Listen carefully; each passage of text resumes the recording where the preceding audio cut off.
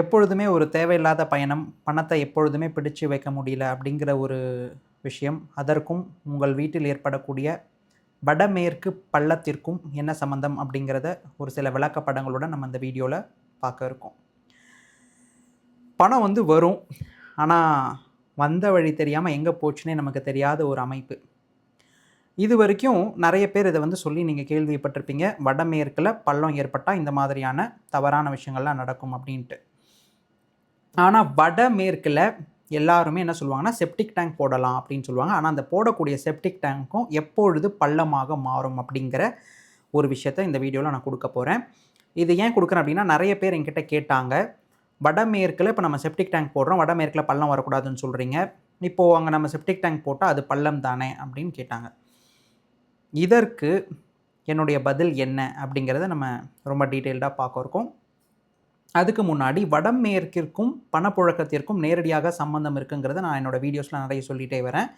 இதில் வடமேற்கில் ஏற்படக்கூடிய பள்ளத்திற்கு எவ்வாறான அமைப்பும், வடமேற்கில் ஏற்படக்கூடிய பாரத்திற்கு எவ்வாறான அமைப்புங்கிறது மாறுபட்ட தன்மையில் இருக்கும். இந்த ஒரு இடத்துல நம்ம வடமேற்கில் ஏற்படக்கூடிய பள்ளத்தினுடைய விளைவு பணப்புழக்கத்திற்கும் தேவையற்ற பயணத்திற்கும் எப்படி நமக்கு அது செயல்படுது அப்படிங்கிறத மட்டும் இந்த வீடியோவில் நம்ம பார்க்க போகிறோம். சரிங்களா? Fine sir. First of all, என்னுடைய வீட்டில் வடமேற்கு பகுதினா அது என்ன சார்? ஓகே, நம்ம எப்பொழுதுமே ஒரு பகுதியை ரொம்ப சிம்பிளாக பிரிக்கிற அந்த ஒரு கான்செப்டை நம்ம ஃபஸ்ட்டு பார்த்துருவோம். நம்ம அந்த வீட்டை 4 ஜோன்ஸாக 4 சதுரங்களாக பிரிக்கிறோம். அந்த ஜோனை நம்ம எடுத்துகிட்டு வர்றதுக்காக இந்த நார்த் அண்ட் தென் இந்த வெஸ்ட், வடக்கும் மேற்கும் இணையக்கூடிய இந்த பகுதி ஃபுல்லாக நம்ம நார்த் வெஸ்ட்னு எடுத்துப்போம். அதே மாதிரி இந்த வடக்கும் இந்த கிழக்கும் இணையக்கூடிய இந்த பகுதி வடகிழக்காக நம்ம எடுத்துக்கிறோம். இதில் இன்னும் நம்ம கொஞ்சம் டீப்பாக ஒரு உபப்பிரிவாக நம்ம என்ன எடுத்துக்கணும் அப்படின்னா, இந்த zone west of north west, வடமேற்கு மேற்கு பகுதி. இந்த ஜோன் வடக்கு வடமேற்கு பகுதி. அதே மாதிரி இந்த zone east of north east, இந்த zone north of north east. அதாவது வடக்கு வடகிழக்கு, கிழக்கு வடகிழக்கு. ஓகேங்களா சார்? எல்லாருமே செப்டிக் டேங்க் நார்த் வெஸ்ட்டில் தான் போடணும்னு சொல்கிறாங்க, வடமேற்கு பகுதியில் தான் போடணும்னு சொல்கிறாங்க. ஆனால் நீங்கள் என்ன சார் இந்த மாதிரி செப்டிக் டேங்க் கூட பள்ளமாக மாறும்லாம் சொல்கிறீங்க, ஏன் பயமுறுத்துறீங்க அப்படின்னு நீங்கள் கேட்குறது எனக்கு புரியுது. வடமேற்கு பகுதியில் ஏன் செப்டிக் டேங்க் வரலாம் அப்படின்னு சொன்னாங்கன்னா, கழிவுகளை நம்ம உடம்புலேருந்து வெளியே எடுத்துகிட்டு போகிறதுக்குன்னு ஒரு உபப்பிராணம் நம்ம உடம்புல இருக்குது. அதை அப்பான வாயுன்னு சொல்லுவாங்க. சரிங்களா? நம்ம அந்த அப்பான வாயு பற்றியெல்லாம் இங்கே பார்க்க போகிறதுல அவ்வளோ காம்ப்ளெக்ஸாலாம் நம்ம கொண்டு போக வேண்டாம். அந்த ஒரு காரணத்தினால தான் இங்கே நச்சுக்களை கொண்ட அந்த கழிவு நீர் இங்கே இருக்கலாம் அப்படிங்கிற அந்த தத்துவத்தை கொண்டு வந்தாங்க. ஆனால் இது எப்பொழுது பள்ளமாக மாறி நமக்கு செப்டிக் டேங்க் தீவிர ஒரு நெகட்டிவான ரிசல்ட்ஸை கொடுக்கும் அப்படின்னா, மொத்தம் 3 விஷயம் நல்லா க்ளோஸாக அப்சர்வ் பண்ணுங்கள். நான் போடக்கூடிய அந்த செப்டிக் டேங்க்குடைய நீளம் நான் வச்சுருக்கக்கூடிய சம்பை விட அதிகமாக இருந்தால், அதாவது length is more than the sums length, and then breadth அகலம் நான் வச்சுருக்க சம்பை விட அதிகமாக இருந்தால், அது மட்டும் இல்லாமல் டெப்த் பள்ளம், இதனுடைய ஆழமும் நான் போட்டிருக்கக்கூடிய செப்டிக் டேங்கினுடைய ஆழமும் சம்பை விட அதிகமாக இருந்தால், இல்லை இந்த 3த்தில் ஏதாவது ஒன்று இருந்தாலும் அது தவறா அப்படின்னு கேட்டிங்கன்னா அது தவறு தான். இப்போது நீங்கள் யோசிப்பீங்க, சார் நான் இங்கே போட்டிருக்க சம்ப் 8000 லிட்டர்ஸ் போட்டிருக்கேன் சார்.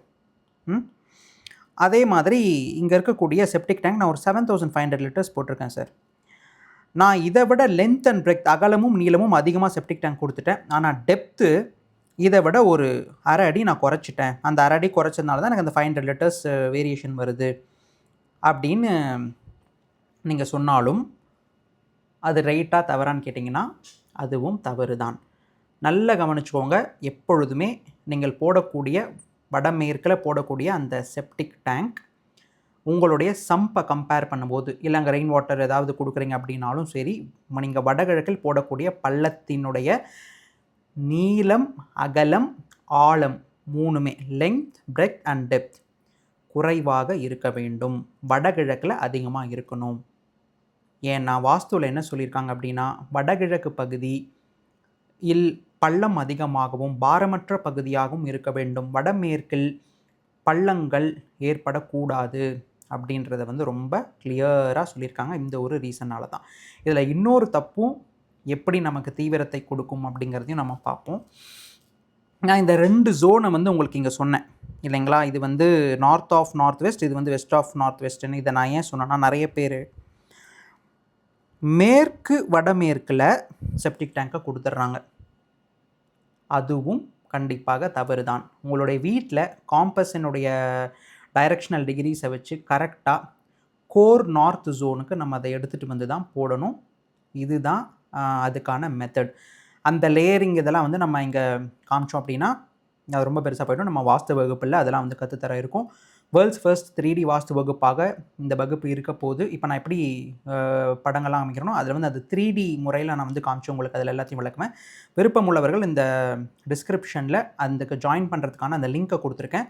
அந்த குரூப்பில் நீங்கள் இணைந்தால் அதை பற்றின தகவல்கள் எல்லாம் உங்களுக்கு வரும். சரிங்களா? Fine sir. இப்போது இங்கே பள்ளம் இருக்குதுன்னு சொல்கிறீங்க, இது என்ன எப்படி சார் பாதிக்கும் அப்படின்னு கேட்டிங்கன்னா, உங்களுக்கு ஒரு விஷயத்தை பண்ணுறதுக்கு நீங்கள் ஒரு டைம் இல்லை 2 டைம் இல்லை, ஒரு 5-6 டைம் போய் தான் உங்களுக்கு ஒரு காரியம் முடியுது. எப்பொழுதுமே ஒரு அழுத்தத்தில் இருக்கீங்க. உங்களுடைய தலையிலிருந்து வரக்கூடிய அந்த சிக்னல் வராமலே உங்களுடைய கால்கள் அங்கும் இங்கும் யோசித்தபடி நடந்து கொண்டே இருக்கின்றீர்கள். எதையோ போட்டு யோசிச்சுட்டு உங்களை அறியாமல் அந்த கால் நடமாடும் தெரியுமா? அத்தனை பேர் வீட்லையும் நல்லா யோசிச்சு நல்லா நீங்கள் போய் கவனிச்சிங்க அப்படின்னா அங்கே வந்து வடமேற்கு பள்ளம்ங்கிறது வந்து இருக்கும்.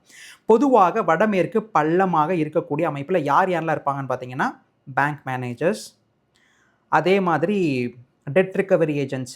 நீங்கள் வந்து கடன் வாங்கியிருக்கீங்க அப்படின்னா அதை வந்து நீங்கள் பணம் செலுத்தலைன்னா அதை ரெக்கவர் பண்ணுறதுக்கு ஏஜென்ட்ஸ் எல்லாம் வராங்களா அவங்க. அப்புறம் லோன் வாங்கி தரக்கூடிய ஏஜென்ட்ஸு.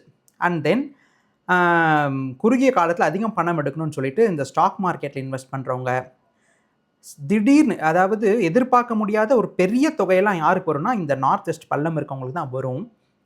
ஆனால் அது என்ன நடக்கும்னா, எப்படி அந்த பள்ளம் வந்து எதையும் பிடித்து வைக்கக்கூடிய தன்மையில் இல்லாமல் இருக்குதோ அந்த மாதிரி வந்த இடம் தெரியாமல் அந்த பணம் உங்களோட கையை விட்டு போயிடும். இதுதான் வந்து நிதர்சனமான உண்மை. அங்கே பாரம் இருந்தால் நீங்களே போய் எதையும் யோசிக்காமல் சட்டுன்னு ஒரு வெட்டி வீராப்புக்காக பந்தாவுக்காக நீங்கள் வந்து அந்த பணத்தை வந்து செலவழிப்பீங்க. வடமேற்கில் ஏற்படக்கூடிய பாரங்கள், படி இது மாதிரியெல்லாம் நம்ம க்ளோஸ்டாக போட்டு இல்லைன்னா பாத்ரூம் எடுத்துகிட்டு போயிட்டு ஃபுல்லாக கார்னர் வரைக்கும் போட்டுட்டோம், காம்பவுண்ட் வரைக்கும் ஓட்டிருக்கோம். இதெல்லாம் வந்து இன்னொரு வீடியோவில் நான் சொல்ல போகிறேன். இப்போ வந்து பள்ளத்தை மட்டும் நம்ம பார்ப்போம். பள்ளம் மனதில் ஒரு வெறுமையை கொடுத்து ஏன்டா நம்ம இருக்கோம், ஒரு விஷயத்துக்கு என்னடா நமக்கு மட்டும் இவ்வளோ டைம் நம்ம போய் நான் ஒரு காரியத்தை பண்ணணும்னு இருக்குது அப்படின்னு உங்கள் மனசில் ஒரு தாழ்வு மனப்பான்மையை கொடுத்து விடும். பணம் வந்து நீங்கள் எப்படி யோசிக்க ஆரம்பிப்பீங்கன்னா, எனக்கு ஒரு திடீர்னு ஒரு பணம் வந்துடாதான்னு யோசிப்பீங்க. வரும், வந்த உடனே அதுக்கு செதற ஆரம்பிச்சிடும். ஒரு இடத்துல டேக்ஸ் ஃபைல் பண்ணியிருப்பீங்க, ஒரு இடத்துல ஜிஎஸ்டி ரிட்டர்ன்ஸ் ஃபைல் பண்ணியிருப்பீங்க, ஒரு இடத்துல வந்து உங்கள் ஃப்ரெண்டுக்கிட்ட வாங்கியிருப்பீங்க. அந்த பணமும் பட்டுன்னு இதாகும். உங்களுக்குன்னே பணம் வந்து இருக்கும். ஆனால் அதை நீங்கள் யூஸ் பண்ண முடியாத ஒரு ஜோனுக்கு அது வந்து திடீர்னு போகும்.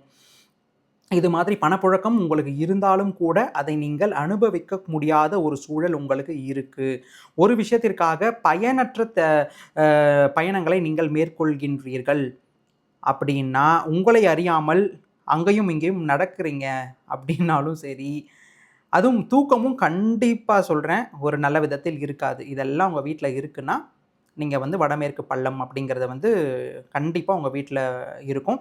அதே மாதிரி ஏன் இந்த பேங்க் மேனேஜர்ஸ் இவங்களுக்குலாம் இருக்குன்னா, நான் பல டைம் சொல்லுவது போல் வீட்டிற்கும் நீங்கள் செய்யக்கூடிய கர்ம தொழிலுக்கும் நேரடி ஒரு தொடர்பு இருக்குது. நீங்கள் உங்கள் வாழ்க்கையில் எந்த தொழிலை பண்ணணுமோ அதற்கான தவறை கொடுத்து அந்த வீடு அதற்கான புரிதல்களை உங்களுக்கு ஏற்படுத்தி அந்த தொழிலில் உங்களை நிலைத்து இருக்க விடும் அப்படிங்கிறது தான் இதனுடைய தாத்பரியம். அதே மாதிரி நிறைய கவர்மெண்ட் சர்வன்ட்ஸ் குவார்ட்டர்ஸில் இருக்கவங்களுக்கு எல்லாருமே இந்த வடமேற்கு பள்ளத்தில் ஒரு சில தவறுகளுங்கிறது இருக்கும். அன்றாட சர்வீஸ் பேஸ்ட் ஜாப்ஸ் பண்ணி அவங்க கவர்மெண்ட் கீழே வேலை செய்கிறாங்க, அங்கங்கே ஃபீல்டு விசிட் போகிறாங்க அப்படின்னாலும் சரி, முக்கியமாக அந்த போஸ்ட்மேன் வீடு இந்த மாதிரி எல்லாம் நீங்கள் பார்த்தீங்கன்னா அங்கங்கே பயணம் பண்ணக்கூடிய ஒரு தருணத்தில் தான் அவங்க வந்து இருப்பாங்க. குறிப்பாக நீங்கள் பிஸ்னஸ்லாம் பண்ணுறீங்க அப்படின்னா அந்த வடமேற்கு பள்ளம் பெரிய தவறில் கொண்டு போய் உங்களை வந்து விட்டுரும். அதே மாதிரி அந்த வீடு 95% அந்த வீட்டுக்கு மேலே எடுத்த கடனை கூட உங்களால் அடைக்க முடியாத ஒரு சூழலுக்கு நீங்கள் தள்ளப்படுவீர்கள். ஸோ இதெல்லாம் எப்போ நடக்கும்? அதே மாதிரி நான் உங்களுக்கு இன்னொரு விஷயமும் சொன்னேன், திடீர்னு பணமும் வரும். இந்த ஸ்டாக் மார்க்கெட்டில் ஸ்டாக் இது பண்ணுறவங்களுக்குலாம், ட்ரேடிங் பண்ணுறவங்களுக்குலாம் இது யாருக்கு அப்ளை ஆகும் அப்படின்னா, அங்கே குறிப்பாக பெண் குழந்தைகள் அங்கே வந்து பார்த்திங்க அப்படின்னா உடல் நலம் வந்து அவங்களுக்கு சீராக இல்லாமல் உடல் நல பாதிப்புகள் அவங்களுக்கு ஏற்பட்டிருக்கும். உங்களை ஹெல்த்தில் அது பாதிச்சிருச்சுன்னா உங்களுக்கு அது பணமாக வரும். அதை வந்து நான் பல டைம் வந்து உங்களுக்கு சொல்லியிருக்கேன். அதே மாதிரி உங்களுடைய கெரியரில் நீங்கள் ஃப்ளரிஷ் ஆனீங்கன்னா ஹெல்த்தை விட்டுருவீங்க. ஹெல்த் நல்லா இருக்குன்னா கெரியருங்கிறது வந்து உங்களுக்கு அடிபடும் அப்படிங்கிறது தான் நிதர்சனமான உண்மை.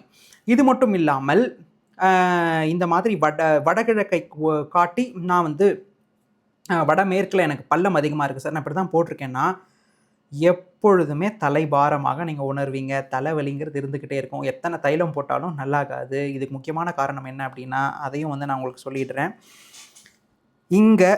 இந்த இடத்துல இதை தான் நீர் பகுதியாக சொல்லியிருக்காங்க. இங்கே தான் நீரினுடைய தன்மை அதிகமாக இருக்கணும்னு சொல்லியிருக்காங்க. அந்த நீர்த்தன்மை குறைந்து இருக்கக்கூடிய அந்த காரணத்தினால் உங்களுக்கு என்ன நடக்கும் அப்படின்னா, எப்பொழுதுமே டீஹைட்ரேட் ஆகி ஹெட்டேக்குங்கிறது சிவியர் ஹெட்டேக்காக போகும். சரிங்களா? இந்த விஷயத்துலேருந்து நீங்கள் என்ன புரிஞ்சுக்கணும் அப்படின்னா, வடகிழக்கை ஒட்டி தான் நீங்கள் மற்ற ஜோன்ஸை வந்து நீங்கள் பார்க்கணும். வடகிழக்கை ஒட்டி என்னுடைய வடமேற்கு எப்படி இருக்குது, வடகிழக்கை ஒட்டி என்னுடைய தென்கிழக்கு எப்படி இருக்குது. அது மட்டும் இல்லாமல் தென்கிழக்கு வடமேற்கை விட உயர்வாக இருக்கணுமா இல்லை தாழ்வாக இருக்கணுமா, இந்த விதியும் வந்து இங்கேயும் தவறு நடந்தால் மிக தீவிரமான விளைவுகளை வந்து அதையும் ஏற்படுத்தும். சரிங்களா? ஒவ்வொரு மூலையிலையும் எது ஹைட்டாக இருக்கணும், எது லோவாக இருக்கணும், இது மாதிரி எல்லாமே நிறைய நுணுக்கங்கள்ங்கிறது வந்து இருக்குது.